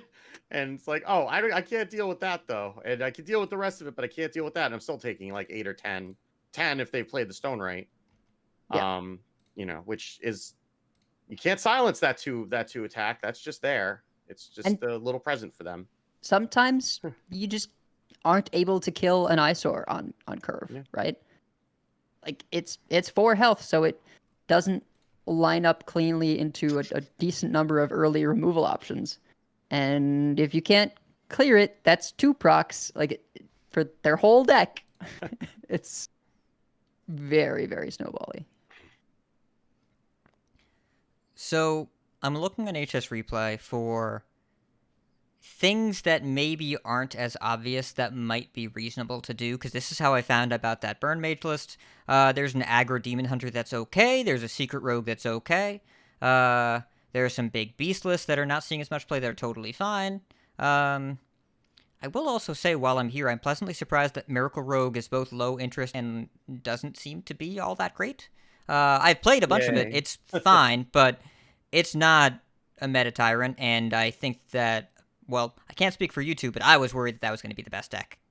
And I'm glad that, I'm not sure that this was the world that I was looking for, but I'm glad that Miracle Rogue is not still just dominant the way that it was, and that we're not getting Drawcut all the time. But Yeah. generally speaking, we have a bunch of questions that we commonly get asked around this time of the meta. What can I do? What should I do?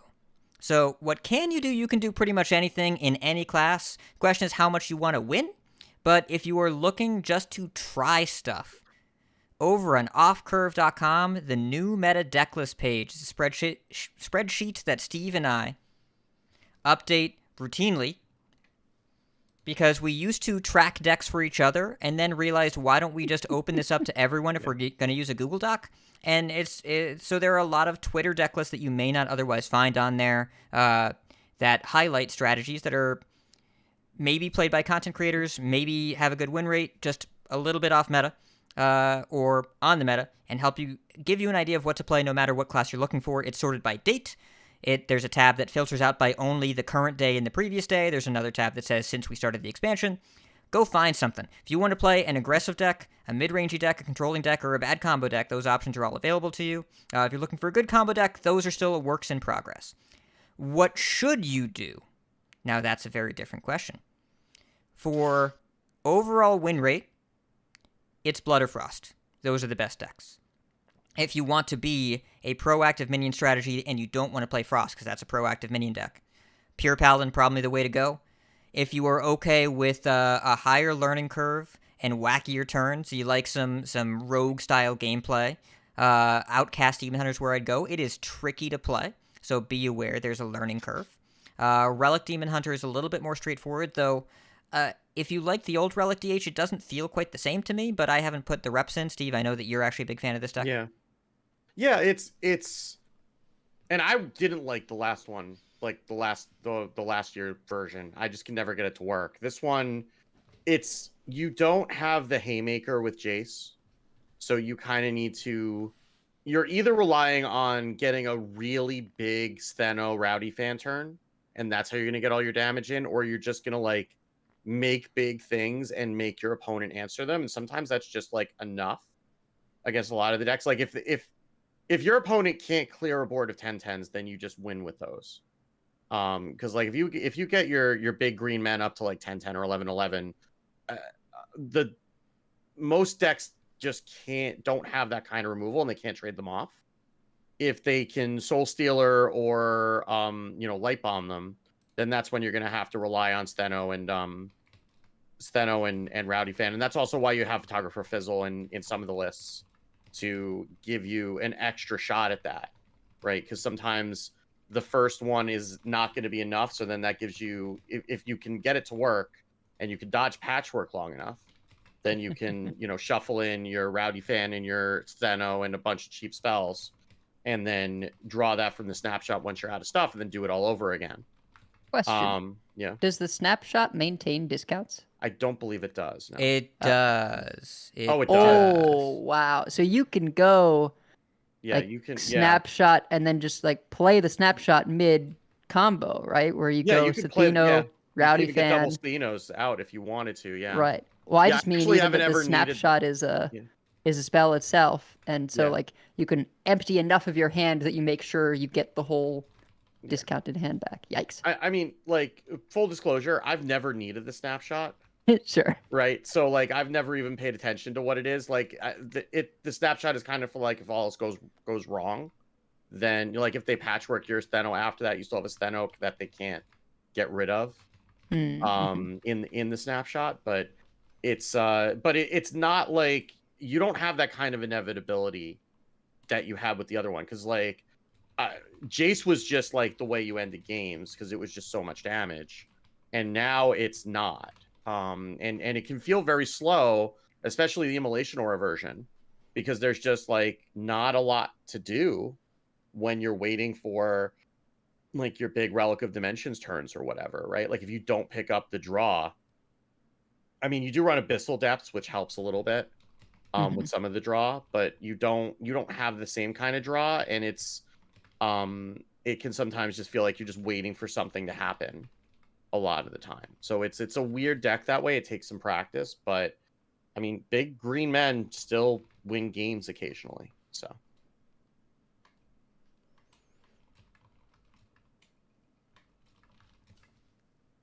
Yeah, it's always funny when you end up having to go on the we can make large minions with relics too game plan. yeah, it's like you because forget that that's the thing that it does. it's Right? it's so often Yeah. about playing stuff for free and from hand damage, but if you are sort of at the end of your streak of relics and you double a relic of phantasms, like they're large. Yeah. Or I mean, like I always forget that Zymox does something other than draw 2 cards, right? But it also does summon two big things and does 2 Relic of Extinction procs, right? So like it still does other stuff than that. And it's sometimes that's just enough, especially if you get a second one, right? If you shuffle that back in with the snapshot, that can be enough too. Yeah. I mean, in a lot of ways, Zymox is just increase your relics by 3, right? Yeah. Yeah. I have found so many games where I think I'm supposed to use the snapshot and I never get my hand to look the way I want it to. It's managing hand size is surprisingly difficult in this format. I feel like it comes up a lot. Yeah. Yeah. Yeah. One other thing to point out as we're talking about what you should do is if you have the urge to play a deck that you're not sure about, or even a deck that's broken, but you haven't played it, the casual button is right there. So just remember that too. Like you don't have to go into ranked with these decks, right? You can try them in casual. And, the people who are also in casual may still be playing Blood DK. Like I can't promise you that it's going to be fun and happiness in casual, but at least you can try it in like a low pressure environment. So you don't have the added pressure of, oh, now I'm going backwards and setting myself back, or, and getting myself further away from Legend. You can just kind of focus on learning the deck or just, God forbid, having fun, right? So, because this is a video game, you should have fun while playing it. And there's fun to be had. Like, I'm concerned that people are staying really long in games against Blood DK and then saying, well, something is really wrong here and I'm just not having fun. You can leave earlier. You can play things that beat it and also just try some stuff. Like, casual format works. It depends where you are. If you're at a ranked floor, try some stuff. I'm a big believer in just during this 1 week period, even if there's something that's a small or large balance outlier, just try things that look cool. Just play with the cool things, because there will be a point where the format gets more refined, and you can't do that against anything. At least right now, there is opportunity that you might queue into a Light Show Mage, and then you get to do whatever you want. Whatever you want. Anything. You could try Kibler's Renathal Overheal Priest. I was waiting to see how long this came up. So you described this as an Overheal Priest to me, and I clicked into it looking for like Serpent Wigs or 1-drops. I feel lied to. There are Overheal cards. There's a Heartbreaker Adonis. There are Crimson Clergy.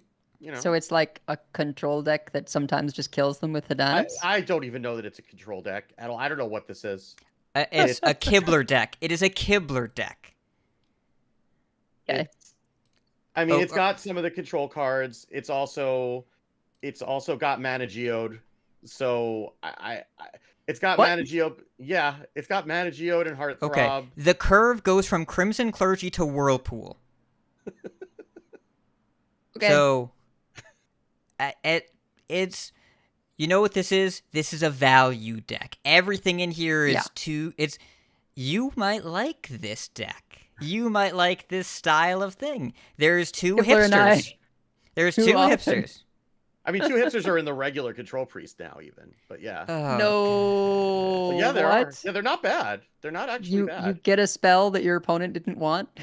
Well, I mean, if you're playing against Death Knight, there are a lot of good spells that didn't start in their deck because they couldn't put them in Right. because of the runes. That's true. Oof. I've gotten Frostworm's Fury off of that. That was a fine card that did not start in their deck. That's Frostworm's Fury pretty good. Pretty alright. Oh, I Um, was like so close to being able to Frostworm's Fury with a Syndragosa in play against a pure paladin, except I realized I just had lethal with Alex. So Oh no, you don't take the lethal then. You show them that there's a certain point where it's not about winning, it's about sending a message. Yeah. Because I guarantee you that Frostworm's Fury would have been lethal anyway, because they would have conceded. that's probably true. But I had actual lethal with Alex. So, let this conversation be proof that the world can be your oyster. There's a lot of opportunity out there. What should you do? The same thing that you should do every expansion. Play the refined deck that beats up on the experiments. Play the tier 1 deck. What can you do? Whatever you want. And there will be a wave of decks cropping up over the next few days and the weekend that is designed to keep up with Blood and Frost. They're designed to beat Death Knight decks by being greedy, by not requiring too much board presence, by having a bunch of healing, bunch of defense, and some game-ending power. I think Druid is the most likely class to really shine here, but we'll see what else happens. But then, when those decks pick up steam over the weekend, then you play the aggro, and you punch those decks in the face. And I mean, this pure is called- paladin already sort of is good against both. It's just not good against Frost. Plenty solid against Blood. Depends on what you get off the Countess, I guess.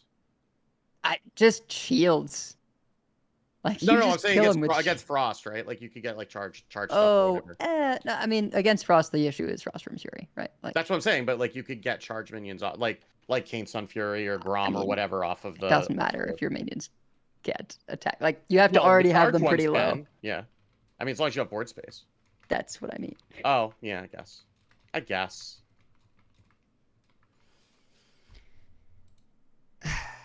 So, check out the new meta deck list. Check those out. And, I don't know. What other advice do we even have at this point? It's too early for deck-specific advice.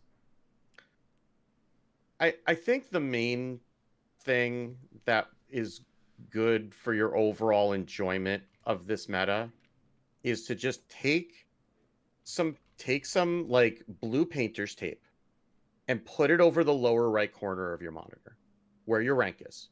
Just cover it up and don't look at it for like a week. Really. Like there will be time for climbing, the meta will settle, you will find something to attack it. There will be plenty of time. It's only today's what, the 13th? There's still like 2 weeks and change left in the month. There will be plenty of time to climb. Just play stuff and enjoy it. Like this is the most wide open that the meta will get all year. If you queue into a Blood Death Knight and you don't want to play against them, you don't have to. You can just press the button. I don't normally recommend that, but if it's something that's going to tilt you off the face of the earth and it's going to be 20 minutes of your life that you feel like you're not going to get back, it's okay. Right? Like or play casual, but just try to enjoy it. Try to try as many things as you can because that will serve you as the meta stabilizes, right? Like knowing what's possible and how some of these decks operate will serve you well once you end up having to face them a lot, or if you decide that you want to pilot them. Sometimes maybe one of these wacky decks will end up actually attacking the meta on an axis that you won't have been able to anticipate, and that experience of playing the deck will help you, or somebody will popularize like a Topia or Druid or something, and that turns out to be a meta breaker, and you'll have a little bit of a leg up because you played like 10 games with it, right? Just it's very easy to get very focused on where you are on ladder and climbing up to legend, and I feel it myself, right? Like I'm not immune to that either, but it's very easy to lose the fun of the game, especially in one of the most experimental times, if you're focused on making your number get smaller rather than just like enjoying the game and seeing what the new meta has to offer. Yeah, it's novelty is brief, hard to capture, hard to understand. Take it while you can. Enjoy this while you can, even though sometimes it will feel novel and then you get Blood Boiled into Screaming Banshee and you're like, well, that wasn't novel. But other times you'll get to do the thing, you'll match up against someone else that's searching for the novelty. If this is what you look for in a Hearthstone meta, it is out there. It is present. But you have to let yourself have it. I don't think that this format is it has any substantial balance outliers to the point that we've had in the past where we've all said we're waiting for something to happen. I don't think that's the case with any of the three of us right now, especially not Steve. Especially not. No, I mean, I'm like a pig in whatever right now, so you know. Yeah. And as for me, like I'm doing whatever I can find. And listener, if that's something that sounds like it appeals to you, then I invite you to do the same.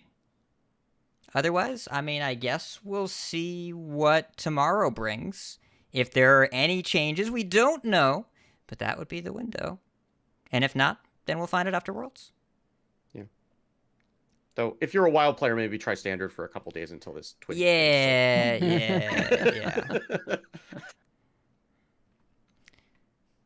Well, I think that's all I got. Yeah. We ready, folks? Think so. Think so. Well, let me update this.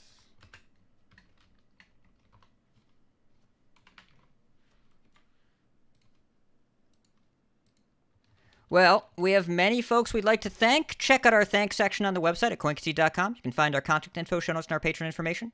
You can monetarily support our show at patreon.com/coinconceit. Join us every week live by following us on Twitch at twitch.coinconceit.com, our community chats in our Discord at discord.coinconceit.com, and our email at coinconceit@gmail.com. Follow us on Twitter at coinconceit. Like, share, and follow us on Facebook at facebook.com/coinconceit. If you like some CC swag, head over to our shop at shop.coinconceit.com. Big thanks to our producers, Number Theory, Doge TK, Crush Cat, B Squatch, David P, Fade to Block, Walu, Jeremy T, Bottle Caps, Grumpy Monk, Crab Mark, The Burger Club, and Kirk Reagan, our newest producers. Coin Concedes. I will go first here. Luna, who just tweeted that, well, full-time content creation doesn't seem like it's going to be the path forward for her. So she's exploring other stuff. But Luna, you're a great content creator, great streamer, great player. Wish nothing but the best for you. And Cobra Moose, who encouraged me to play Control Priest at 4 in the morning, and I didn't admit at the time, but I had a little fun. A little bit. No. Just a little. And then there's a shared coin concede that we're going to put here. It's going to be on the heavier side. Bemi, our friend who has been on the show a couple times, tournament organizer, positive figure in the community, very suddenly, very sadly, passed this past week. We were all shocked, had no idea, just found out in the middle of release day. It's been hard to process. Yeah. It's been a gut punch. And I mean, Bemi was someone who I worked with a lot. Like, they gave me, you know, my start in casting and a lot of opportunities in casting. They did a lot of work in just, at times, like, single-handedly propping up the entire, like, third-party Hearthstone tournament scene.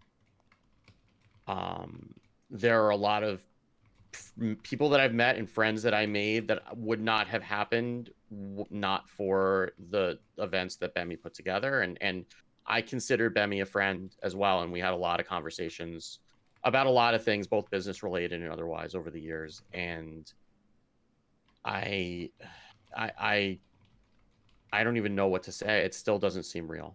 Bemi was just like, they were just the most relentlessly positive person that you will ever be lucky enough to meet. Like, just absolutely, like, no obstacle was too tall, and no situation was too bad, and just always, like, just would message you out of the blue just to say hi and see how you were doing, even if you hadn't talked for a while. Like, and it's just, you don't get people like that in your life very often. And I cherish the time that I had with Bemi, and I'm just grateful to be able to call them a friend for like the last couple of years. And I'll miss you, buddy. Yeah. Yeah, they were a huge influence in third party organizing. There hasn't been a lot of third party organizing for Hearthstone over the years, but they made sure to have Hearthstone back at DreamHack one way or the other. Not as big as it once was, but I mean, something was better than nothing. And also involved in Overwatch stuff, starting some Marvel Snap tournaments. Like, the grind was nonstop. I think they formed their own. Yeah, breakdancing. They formed their own sort of like esports production kind of. Yeah. Was running an company, esports team right? for a while. Like, yeah. And yeah, it wasn't attack mode. Attack mode was theirs. Yeah. Yeah. And good friend of mine, Necra, I think also had a lot of contact and early like gigs and just positive influence from Bemi.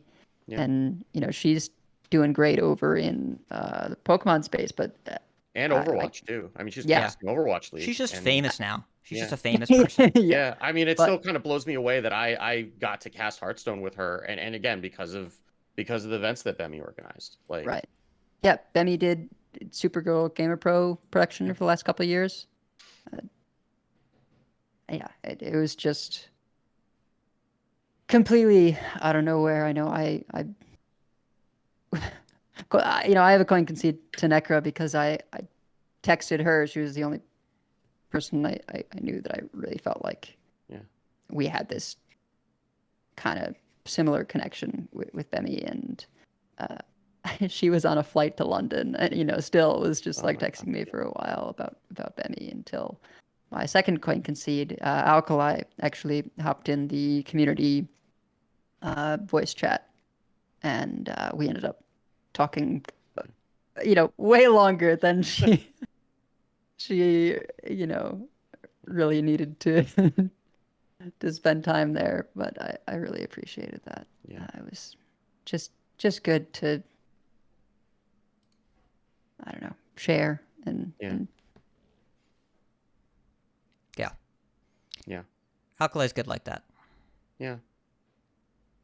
I mean, just the positivity that's even, like the connections that are happening even just because of this news, right? Like, just kind of tells you like how much, like, you just see the stories and you just see like how much of an impact they had on just so many people. And like, it's so rare, like, and definitely gone too soon.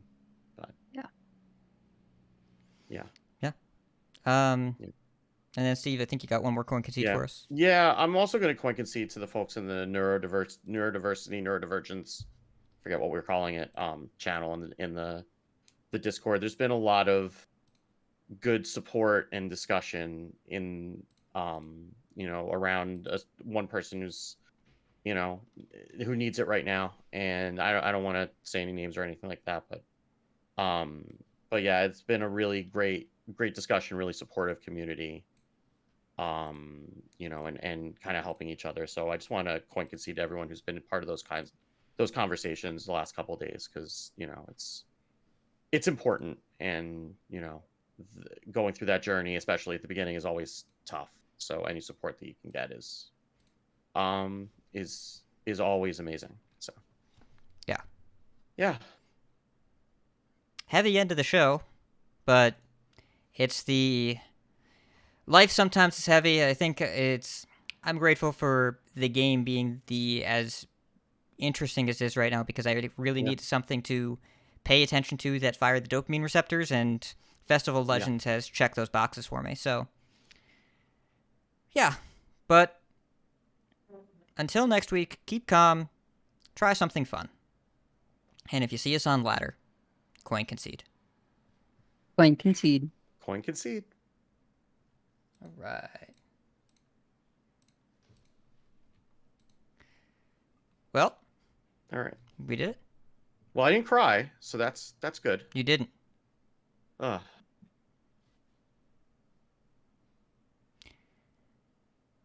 Well, everyone, we're going to bring the stream down now. But just as a reminder, the off-curve meta deck sheet. Let me find this thing. This is probably have it open. Yeah. I got it. Yeah. Okay. Yeah. Go here. This is where you find the fun. I'm going to put that at the top of the show notes as well. Yes. Go find some fun. And basically anything that looks like one card off from something that has already been posted, we're posting. So. Yep. And then we're going to bring the stream down now so we can get this editing process started and go play more Hearthstone. So. Yay. See y'all later, everybody. Bye. Bye.